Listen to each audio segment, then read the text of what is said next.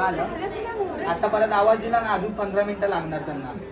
आवाज दिला तर 15 मिनिटं लागणार, अजून आवाज नाही द्यायचा अजिबात. या 15 मिनिटासाठी एवढी धावपळ का झाली होती ते सांगते तुम्हाला आजच्या व्लॉगमध्ये. हाय, मी रुपाली. आजचा दिवस होता एका सुंदर ब्राईडचा.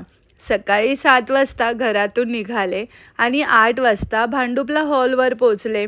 तेव्हा ब्राईडचं पुण्यवचन सुरू होतं. तोपर्यंत आम्ही नाश्ता करून घेतला आणि मग रूममध्ये जाऊन ब्राईडची साडी प्लेटिंग करून ठेवली. त्यानंतर सुरुवात केली ती ब्राईडच्या आईच्या मेकअपची. आईचा मेकअप झाला आणि फायनली ब्राईड आली. आधी तिची प्रॉपर स्किन प्रेप केली. स्किन प्रेपनंतर तिला सुंदर नऊवारी साडी नेसवून घेतली आणि हा आहे आजच्या ब्राईडचा बिफोर लुक. त्यानंतर तिला लेन्सेस लावून घेतले आणि फायनली सुरू झाला आजच्या ब्राईडचा मेकअप. हळूहळू स्टेप बाय स्टेप तिचा पूर्ण ब्रायडल लुक क्रिएट करत गेले आणि मेकअप कंप्लीट झाल्यानंतर बाकी होतं ते फक्त final finishing. Jewellery, hair, sari सगळं एकदा पुन्हा चेक केलं. ब्राईड रेडी होत होती, मात्र रूममध्ये अक्षरशः खूपच गर्दी झाली होती आणि फायनली ती वेळ आली. ब्राईडची विधीसाठी ब्युटिफुल एंट्री झाली.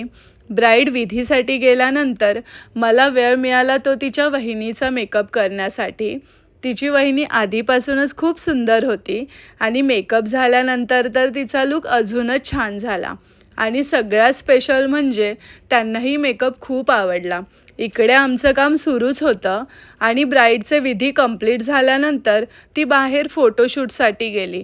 पण बाहेर ऊन खूपच कडक होतं.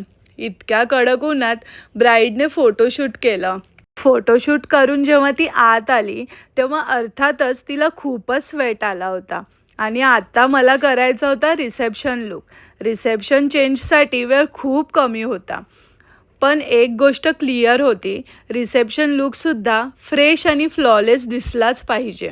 मग तिचा फेस क्लीन केला आणि पुन्हा मेकअपला सुरुवात केली आणि हे सगळं करत असताना बाहेरून खूप आवाज येत होते.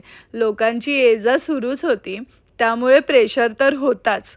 पण तिच्या भावाने खूप छान सपोर्ट केला आणि आम्हाला वेळ दिला आणि मग तयार झाली आजची फ्रेश रिसेप्शन ब्राईड आणि तिची सुंदर अशी एंट्रीसुद्धा झाली. मग सगळं सामान पॅक करून जेवून घेतलं आणि घरी जायला निघालो. तर कसा वाटला आजचा माझा ब्रायडल वर्क डे? अशा सुंदर ब्राईड्स आणि बिहाइंड द सीनसाठी माझ्यासोबतच राहा. भेटूया पुढच्या ब्लॉगमध्ये. तोपर्यंत बाय.